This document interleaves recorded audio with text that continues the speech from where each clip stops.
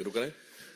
मित्रों, आप सभी जानते हैं कि भारतीय राजनीति के चिर युवा और चिर व्याकुल नेता के पीछे उन्मत्त चिरविघ्न संतोषी पार्टी किसी भी अच्छे से अच्छे अनुष्ठान में विघ्न उत्पन्न करके कैसे संतोष प्राप्त किया जा सकता है, उस प्रवृत्ति की परिचायक कांग्रेस पार्टी के साथ पता नहीं कौन सी समस्या है कि भारत का इतिहास जब जब करवट ले रहा होता है तब तब वो उस अवसर के साथ खड़े न होकर उसका बहिष्कार करते हैं।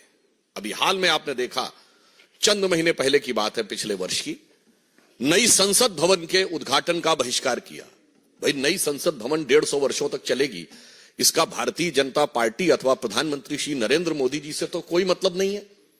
उस ऐतिहासिक अवसर का बहिष्कार किया, जबकि उल्लेखनीय यह है कि अंग्रेजों के जमाने की संसद का बहिष्कार नहीं हुआ था वॉइसराय के टाइम में।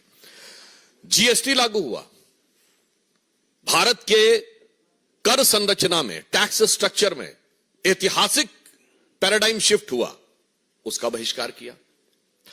G20 अभी अभी हुआ, पहली बार ऐसा हुआ कि 20 राष्ट्राध्यक्ष और वो दुनिया के सबसे शक्तिशाली 20 देशों के राष्ट्राध्यक्ष भारत में आए। क्योंकि मैं पुनः विनम्रता से कह दूं कि नॉन अलाइन समिट भी हुआ था, पर नॉन अलाइन समिट उस समय वर्ल्ड का पावर सेंटर नहीं माना जाता था, and G20 is considered as a power centre. उसमें महामहिम राष्ट्रपति के द्वारा दिए गए भोज का बहिष्कार किया। अरे, भारत की शक्ति का कितना बड़ा उद्भव था। हमारे पूर्व राष्ट्रपति रामनाथ कोविंद जी और द्रौपदी मुर्मू जी के अभिभाषण का बहिष्कार किया, जबकि वो हमारे राष्ट्र के प्रथम नागरिक हैं, परंतु ये एक संयोग की बात थी। देखिए, एक अनुसूचित जाति से थे, एक अनुसूचित जनजाति से थी, इसके बावजूद आपने बहिष्कार किया, और अभिभाषण का बहिष्कार करके आपको मिलना क्या था, यह भी बहुत स्पष्ट था। याद करिए, कारगिल विजय दिवस 2004 के बाद 2009 तक नहीं होता था। क्यों कांग्रेस ने बहिष्कार किया था कारगिल विजय दिवस का? भारतीय जनता पार्टी के प्रखर प्रतिरोध के बाद आधे अधूरे मन से रस्म अदायगी के लिए 2009 के बाद शुरू किया, और अब हम उसको गर्व के साथ मनाते हैं।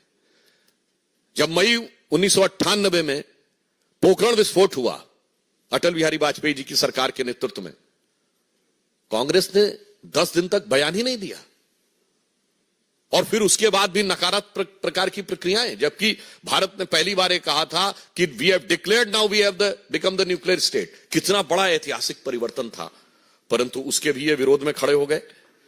और तो और, पूर्व राष्ट्रपति प्रणब मुखर्जी जी, जो आप ही की पार्टी के थे, उनके भारत रत्न समारोह का बहिष्कार कर दिया।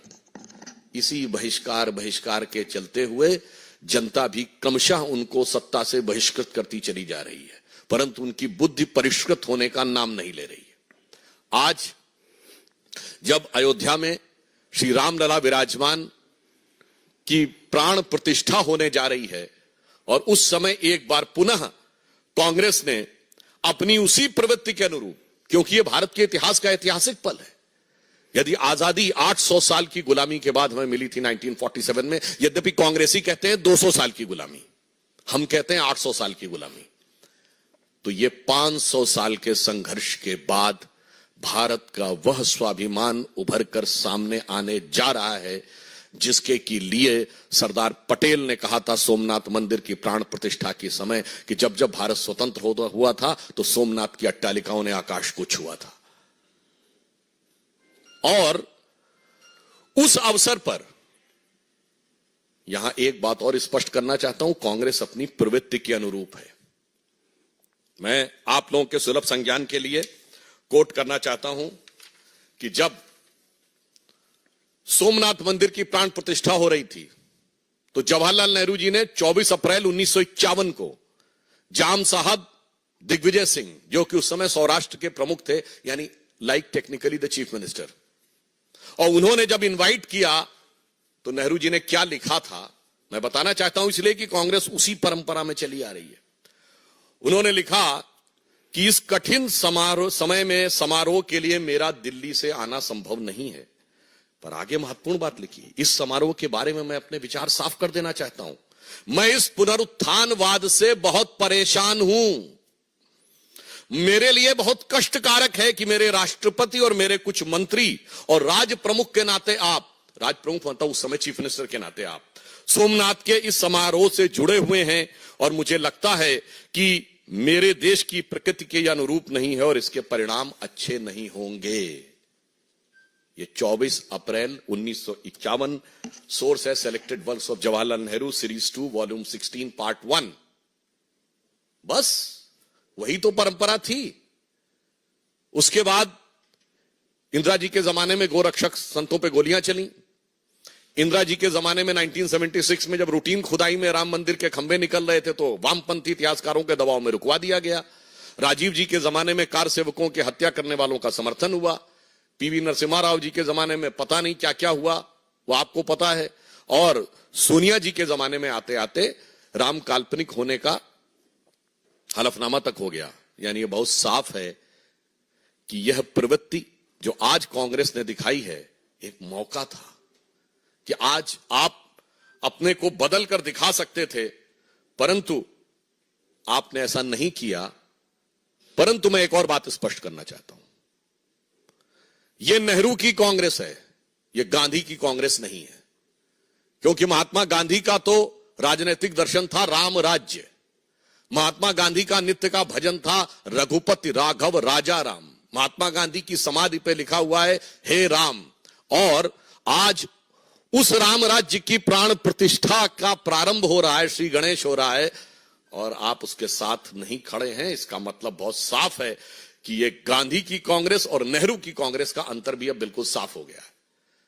और आज इस अवसर को जो इन्होंने अपने हाथ से गंवाया है, ये कांग्रेस के अंदर का भारतीय संस्कृति, हिंदू धर्म और हिंदुत्व के प्रति जो विरोध है उसको दर्शाता है। अब बताइए इससे ज्यादा क्या होगा कि श्री राम जन्मभूमि केस में जो बाबरी मस्जिद पक्ष के पक्षकार इकबाल अंसारी थे, उनको इनवाइट किया गया है। यह हिंदू धर्म की महान उदारता के परंपरा के अनुरूप है। गोली चलाने वालों को भी इनवाइट किया गया। बताइए वो आने को तैयार हैं जो मुख्य पक्षकार थे, मगर चंद कट्टरपंथी वोटों की तिजारत की गला काट प्रतिस्पर्धा में कांग्रेस और कांग्रेस गोत्र के सारे दल, कांग्रेस की परंपरा के सारे दल आज हाहाकार मचाने को तैयार है। मतलब आपने हिंदी में कहावत सुनी होगी ना कि मुद्दई सुस्त गवाह चुस्त। यहां तो मुद्दई साथ में आके खड़ा हो गया है, मगर इसके बावजूद इन लोगों के मन में अभी भी वह लोभ दिखाई पड़ रहा है। तो मैं कह सकता हूं कि एक कहावत होती है कि राम नाम कड़वा लगे और प्यारा लागे दाम, तो दुविधा में दोनों गए, न माया मिली न राम। मैं स्पष्ट कर देना चाहता हूं, इस प्राण प्रतिष्ठा का बहिष्कार करके कांग्रेस पार्टी और कांग्रेस की परंपरा, कांग्रेस गोत्र के जितने दल हैं, उन्होंने ये स्पष्ट कर दिया है कि वो राजनीतिक दृष्टि से निष्प्राण तो होते ही जा रहे थे, अब उनकी प्रतिष्ठा भी समाप्त हो गई। श्री नरेंद्र मोदी जी के प्रति आपके मन में जो भी ईर्ष्या है, द्वेष है, इंफीरियरिटी कॉम्प्लेक्स है, उसको लेकर आप भारत के विरोध तक चले जाते थे, आज भगवान के विरोध तक चले गए। इसलिए मैं यह भी स्पष्ट करना चाहता हूं कि एक बार श्री राम जन्मभूमि ट्रस्ट ने जब इनवाइट किया था तो उन्हें सद्बुद्धि आई होती तो शायद वो अपने पूर्व कर्मों का परिष्कार करने के लिए आ जाते। वैसे कांग्रेस पार्टी के अंदर ही कई नेता इसका विरोध कर रहे हैं, क्योंकि शायद उनके मन में यह भी हो, वो जो एक पुराना भजन है ना, मैली चादर ओढ़ के तेरे द्वार पे कैसे आऊं, क्योंकि इतने पाप किए हुए हैं उन्होंने, परंतु आज उस पाप के परिमार्जन का अवसर था, वो भी आपने छोड़ दिया है। तो इसके लिए मैं रामचरितमानस की एक चौपाई कहता हूं कि आकाश से जल, मतलब जो बादल हैं, अमृत तुल्य जल क्यों ना बरसा दें, बेंत का जो वृक्ष होता है ना, उस पे फूल नहीं उगते कभी, बेंत पे फल और फूल नहीं आते, बैम्बू जिसको कहते हैं। उसी प्रकार विरंच अर्थात ब्रह्मा जी के जैसा भी आपको योग्य गुरु मिल जाए, फिर भी जो मूर्ख लोग होते हैं, इसे शब्दशः ना कहा जाए, मूर्ख लोग होते हैं, उनके हृदय में चेतना नहीं उत्पन्न होती। तो कहा गया है जदपि सुधा बरस ही जलद, फूल ही फल ही न बेद, जो गुरु मिलहि विरंचि सम मूर्ख हृदय नचेत। इस कारण से उनके हृदय में यह चेतना नहीं आ पा रही है। परंतु मैं अंत में पुनः स्पष्ट करना चाहता हूं कि हर ऐतिहासिक अवसर का विरोध करते करते कांग्रेस ने आज भारतीयता के श्रेष्ठतम मूल्यों के प्रतीक भगवान श्री राम के मंदिर की प्राण प्रतिष्ठा का बहिष्कार करके यह दर्शा दिया है कि उनके लिए राजनीति, और राजनीति में भी कट्टरपंथ की राजनीति, हम किसी समुदाय की बात नहीं कर रहे हैं, कट्टरपंथ की राजनीति अधिक महत्वपूर्ण है और राष्ट्र के आदर्श और प्रेरणा कम महत्वपूर्ण है। इसलिए मैं यह भी कहना चाहूंगा कि भगवान राम वो आदर्श हैं जो सभी मत संप्रदायों के लोग मानते हैं। दुनिया का सबसे बड़ा बौद्ध देश थाईलैंड का राजा टाइटल होल्ड करता है, किंग रामा द 10th। सबसे बड़ा मुस्लिम देश इंडोनेशिया में प्रतिशत के हिसाब से भारत से ज्यादा रामायण होती है, सारे पात्र मुस्लिम होते हैं। लगभग 60% देश जहां नास्तिक हैं, वहां साउथ कोरिया की लेडी मानती है कि उसका वंश परंपरा भगवान राम से है। परंतु अफसोस की बात यह है कि यहां पर जो लोग अपने को गांधी का स्वयंभू उत्तराधिकारी कहते हैं, वो इसके विरुद्ध खड़े हैं। अफसोस की बात यह है कि आज तक उन्होंने अपने बाकी कर्मों के लिए कभी माफी नहीं मांगी है, मगर यहां पर उनको विरोध नजर आ रहा है। तो इसलिए मैं स्पष्ट रूप से कांग्रेस से कहना चाहूंगा कि आप इसके द्वारा यह साफ स्पष्ट कर दीजिए कि अब आप अपने पुराने बयान पे कायम हैं कि नहीं। श्री पीवी नरसिम्हा राव ने दिसंबर 1992 में कहा था ना, वह तथाकथित मस्जिद दोबारा बनवाएंगे। वो बयान से तो बहिष्कार किया नहीं, अपना विड्रॉ किया नहीं, और इससे विड्रॉ कर रहे हैं। यह दर्शाता है कि कांग्रेस के अंदर की मूल प्रवृत्ति क्या है। धन्यवाद।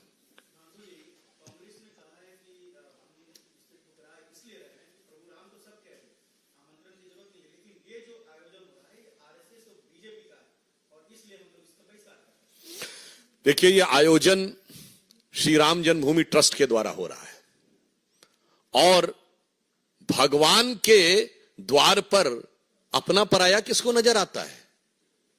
भगवान के द्वार पर इस दल और उस दल का कौन नजर आता है? परंतु हमने तो कभी नहीं कहा कि श्री राम जन्मभूमि के विरोध में आपके नेता वकील का चोला ओढ़कर खड़े होते थे। इसलिए इसका किसी संगठन विचार से कोई मतलब नहीं। यह भारतीय संस्कृति, भारतीय परंपरा के श्रेष्ठतम मूल्यों का प्रतीक है। इसलिए इसके बारे में वो करना सिर्फ एक बहाना ढूंढना है। जैसे किसी को कोई कार्य न करना हो तो वो बहाना ढूंढता है कि किस आधार पे हम इस चीज के में अवरोध उत्पन्न करें। तो चूंकि ये सदा सर्वदा से अवरोध उत्पन्न करते रहे थे, तो अंतिम समय पे भी कुछ ना कुछ विघ्न उत्पन्न करने का प्रयास कर रहे हैं।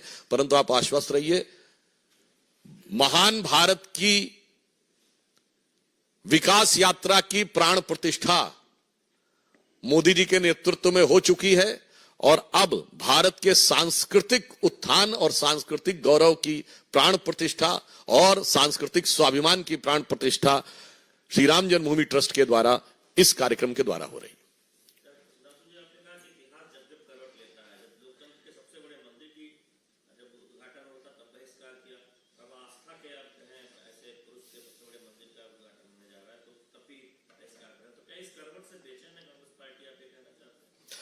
देखिए,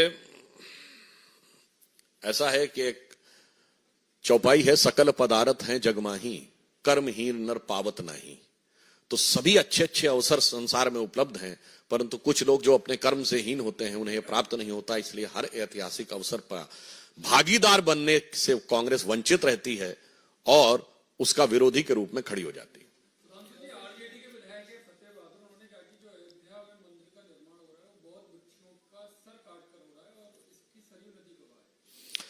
देखिए, ऐसा है कि कुछ लोग चंद विदेशी इतिहासकारों के द्वारा पढ़े गए इतिहास के से उनके दिमाग इतने भरे हुए हैं कि उसके लिए क्या कहा जाए। वैसे तो उनसे अगर पूछा जाए कि कौन सी किताब में लिखा है तो वो बता नहीं पाएंगे। तो उनके लिए मैं एक ही पंक्ति कहना चाहूंगा कि अपने वतन पर सदियों तक है रही हुकूमत गैरों की, लेकिन कुछ चेहरों पर अब तक धूल है उनके पैरों की। ये लोग उसी कैटेगरी के हैं।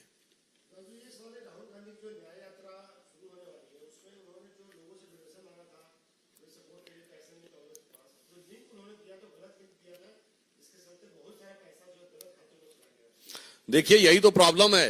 कांग्रेस सत्ता में रहे या प्रतिपक्ष में रहे, वो खातों का लिंक जो है हमेशा गलत ही होता है।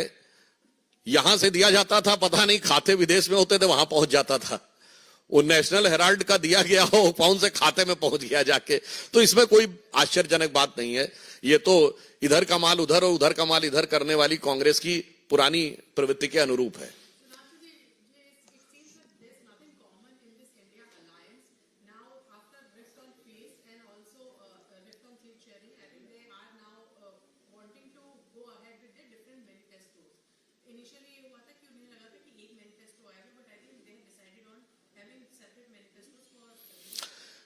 एकता का दंभ भरने वाले अब बंटवारे के नाम पे बिखराव की तरफ बढ़ रहे हैं।